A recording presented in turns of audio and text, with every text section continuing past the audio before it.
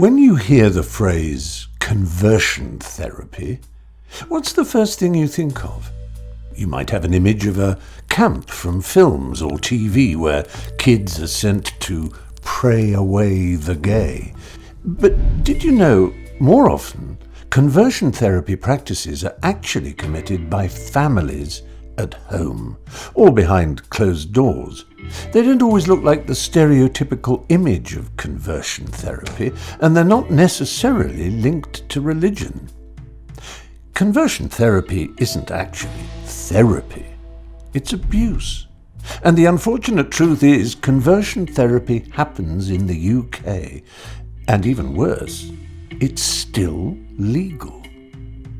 Imagine the outrage if people across the country were subjecting their straight relatives to abuse with the aim of them ignoring or betraying their heterosexual orientation and cisgender identities. Almost 1 in 5 LGBT plus people in the UK have experienced someone trying to change, cure, or suppress their sexual orientation or gender identity.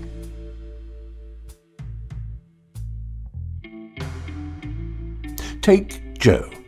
Growing up, Joe experienced anti-LGBT plus abuse at the hands of his parents, who didn't want him to be gay.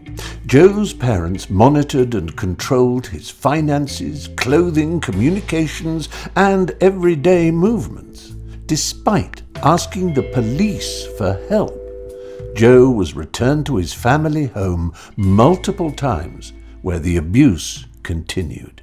Or take Alice. When they were outed as non-binary, Alex's father destroyed all of their clothes that he thought were too masculine, and repeatedly told Alex that they were a girl. When Alex became seriously depressed and attempted suicide, Alex's father told them it would be better if they were dead than non-binary. Or Grace. When Grace's family found out that she's a lesbian, she was told that it needed to be stamped out of her. Her family forced her to see a therapist who tried to change her sexual orientation by convincing her that it was the result of being sexually abused, even though Grace knew this abuse had never happened.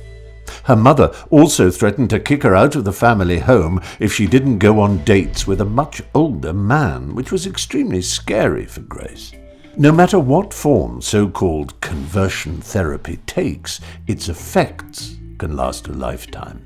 But with a couple of small actions, you can help to stop this abuse from happening.